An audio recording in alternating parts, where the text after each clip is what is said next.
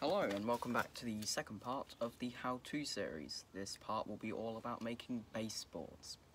Now, the baseboard techniques used in this can be used for any layout, big, small, or movable, or not. I will be making a 1 meter by 32 centimeter block for the layout which I will be making in this series called Loch, downe, spelt like this. A bit of a play on words there. So it's a very simple thing, baseboards. All you need to do is get a nice bit of wood, and that's it. So this how-to series will show you how to do that. Thank you. Hello and welcome back to the second part of the how-to series. This part will be on baseboards. We're outside on a lovely day, so I've chosen to make the baseboards today. Just over there I have the piece of wood that I will be using, and just there I have the piece of timber which I will be using for the sideboards. The actual baseboard itself for my layout will be 1 meter by 32 centimeters. For the layout which I will be making in this series, which will be called Loch, downe, spelled like this. But the techniques used in this can be used on any baseboard sizes, big, small, or stuck in place, or for an exhibition layout. So this nice video will show you how to make your own baseboard. Thank you. So first off, a nice bit of timber wood. This was bought from Homebase in a big pack of 8 for about £20. And I've used this, I bought 1 block and I've used it on about 3 layouts, so it's really paid for itself really. I will be cutting this into a 1 meter strip, and then a couple pieces for the middle. How to do that will be shown now. So once you've done your lovely little line and used the square to create a nice 90-degree angle on that, it's to cut the wood. Now this section here is 1 meter long, because that is how long the baseboard will be. Again, cut this to any length you need, or if it is the exact length of the piece of wood, leave it as it is. Now take proper precaution with this, as this is a piece of heavy equipment. Line it up exactly on the line, making sure that it is at a nice 90-degree angle and that you are cutting straight along the line, not at an angle. And then it is time to start cutting. Do a couple smaller little nodules.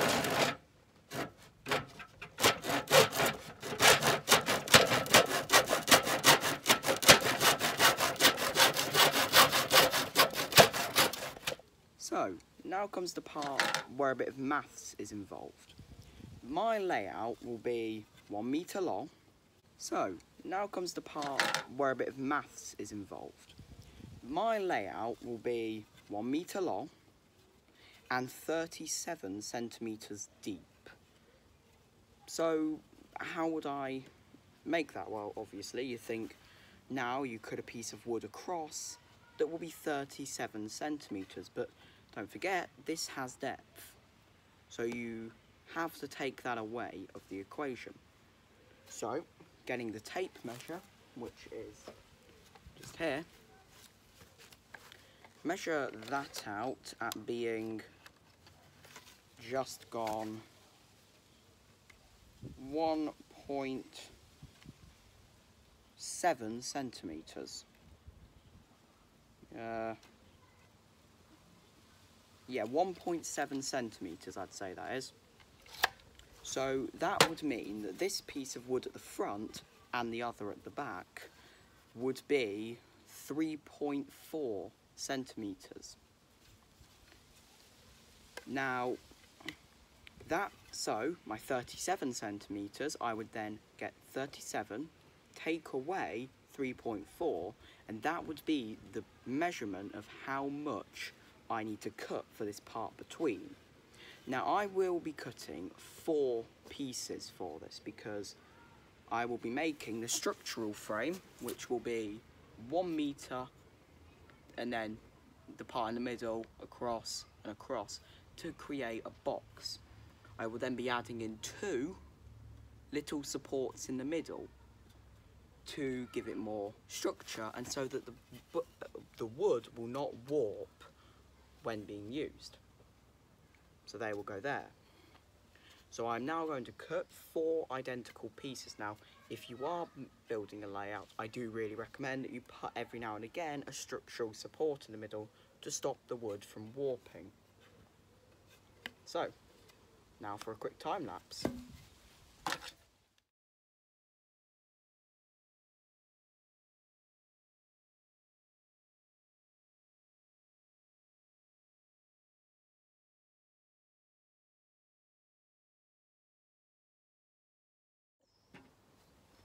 So, now actually putting it together. This board will sit upright, and one of the supports will be here at the end, just like that. Now, if all has gone according to plan, then when the other part is put along there, it should span 1 metre. Now, placing this here, I'm going to drill into that section there. I'll flip this around so that the camera can see this. Just like that. There'll be a little pilot hole just there. So, let's do that. Again, using power tools, take proper precaution when using this. Placing that just there, making sure it will go straight through. I'm going to drill in.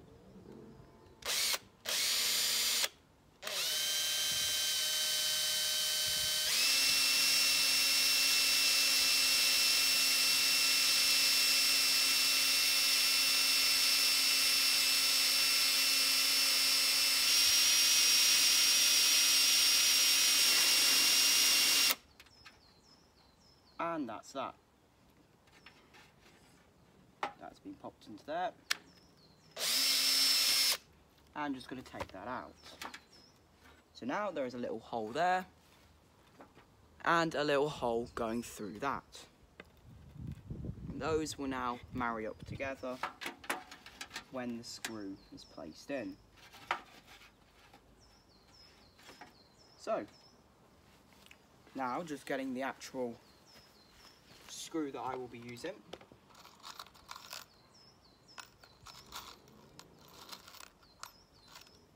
I do believe one about this big will be in order. Just to make sure that it will work, place it up against, and yep, I can see that goes in by about 2 cents. So this will be the one that I'm using. Putting that there, in.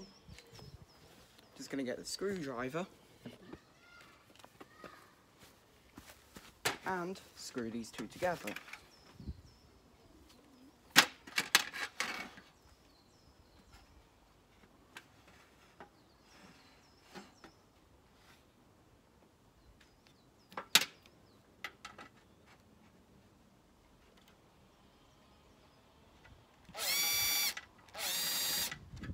If it was set the right way, that would help.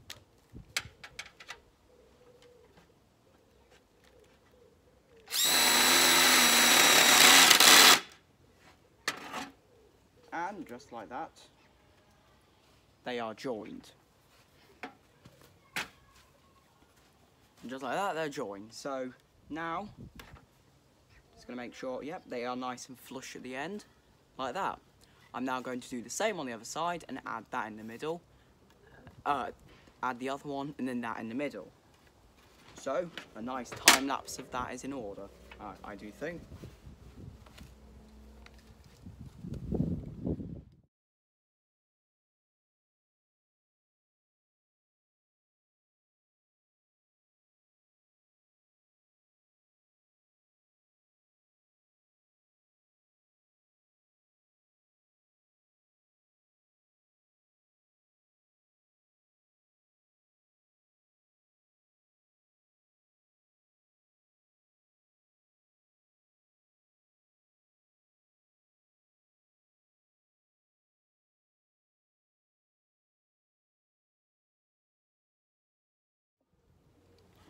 Alright, so after about another half an hour, we have the main frame done.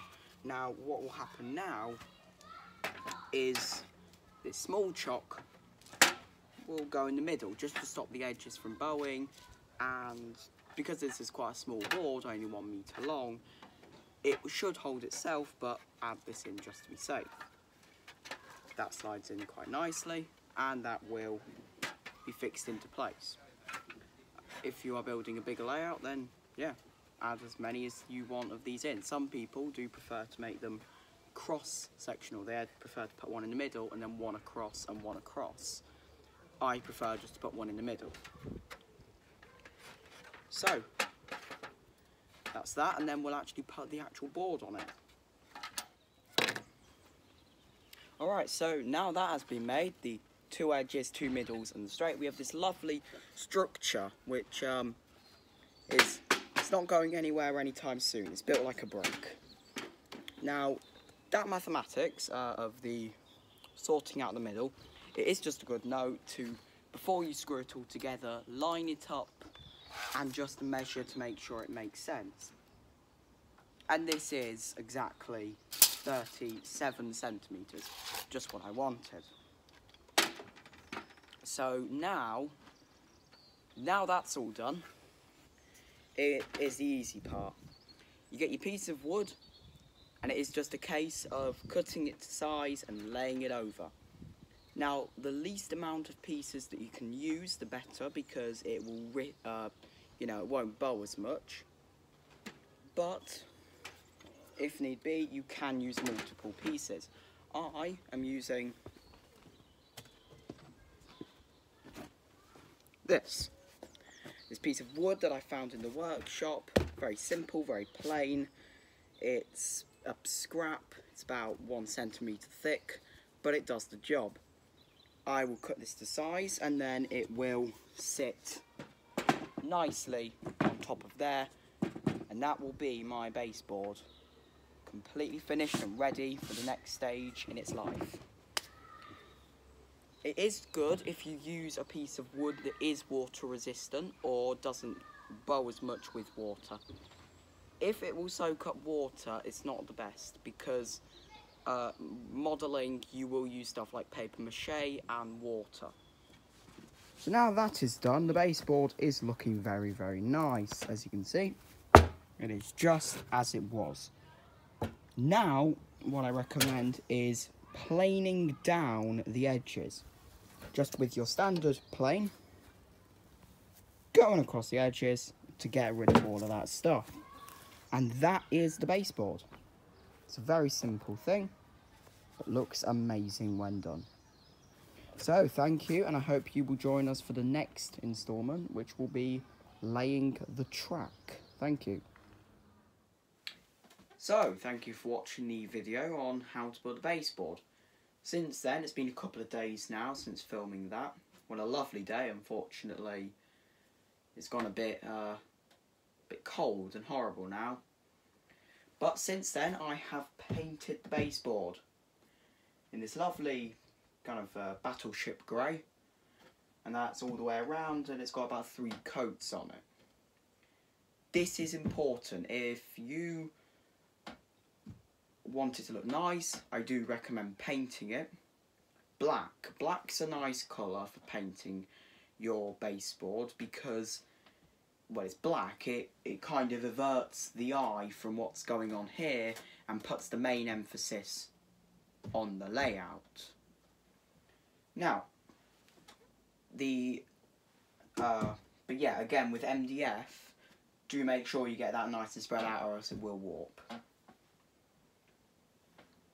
Over there is the entrance. The train will go through there. There'll be some houses here, and the platform there. Now, again, if this is your first time ever building a model railway, I do recommend building this one with me, as it's not actually that difficult to make. It's very inexpensive, and, you know, it's a good starting point. You wouldn't want to build your giant master plan layout and make all of your mistakes on there. So I do really recommend building this one with me if this is your first time. Now, this has mostly been possible thanks to our Patreon subscribers. Their names will appear just here. If you would also like to support on Patreon, there'll be a small link in the description. You'll get awesome rewards, such as, well, fan requests, so you can request what is in the videos. You will also get exclusive footage. People that have followed on Patreon knew about stuff like this months before, and they also can see some products that I've got which I'm yet to do reviews on. So, thank you, and we'll see you in the next episode, which will be all about track laying. Thank you. Just one quick note about track and anything like that. There's not really been a multitude of videos put up onto the channel at the moment. And that is due to, well, I spoke with Hattons earlier today about this. The peco track, now I always go peco for my engaged track. They are trying their immense hardest to get the track out into shops, but they are out of stock. The track that I'm needing for this is 2 points, but they are out of stock because, well, they're not able to keep up with the demand at the moment. For the test layout, which I'm building behind me, the flexi track has arrived. I just need the curves now to build, well, the curves. So, as soon as that arrives, which peco have informed me that it will be out of stock or in low supply until early months of 2021. So I'm assuming that's about April time. So that is a bit annoying that practically none of that will arrive for another couple months. I will try my hardest to, because this has taken me by surprise more than anyone, as well, the next episodes are completely reliant on track, and then from then on out, it's other things. I'm trying to get some stuff up, like I'm planning a running session, but again, stuff like carrying on with this and the test layout, I can't do at the moment because I can't get the track. But as soon as that is here, I will crack on and get that done and get the video uploaded. So thank you for your patience, and until then, stay safe. And you know, seems like we're coming out the other end of the tunnel with this COVID. So stay safe. Thank you.